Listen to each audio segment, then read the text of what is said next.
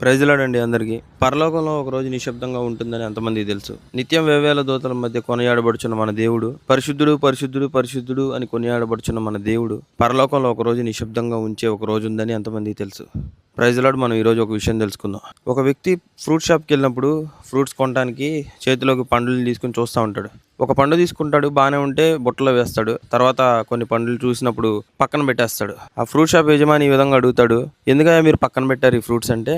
చిన్న హోల్ ఉంది దీనికి, పురుగు బట్టి ఉండొచ్చు, అందుకే వద్దు అంటే, మొత్తం బాగానే ఉందిగా అని తను చెప్పినా కూడా కొనుక్కునేవాడు ఎంత మాత్రం ఆ యొక్క ఫ్రూట్ని యాక్సెప్ట్ చేయడు. నా ప్రియ సహోదరుడా, ఒక మనిషివైన నువ్వే నీకు కావాల్సిన తినే ఆహారం దగ్గరే దాన్ని పరీక్షించి అసలు ఇది బాగోదు ఇది బాగుండిద్ది అని డిసైడ్ చేయగలవు. తీర్పు నువ్వే చేస్తున్నావు ఈ లోకంలో. పలానా ఫ్రూట్ బాగాలేదు, మనం కొనుక్కోకూడదు. మరి దేవుడు నిన్ను పరలోకం ఎందుకు తీసుకోవాలి? నిశ్శబ్దంగా ఉండే ఆ రోజు ఏ రోజు అంటే తీర్పు దినం.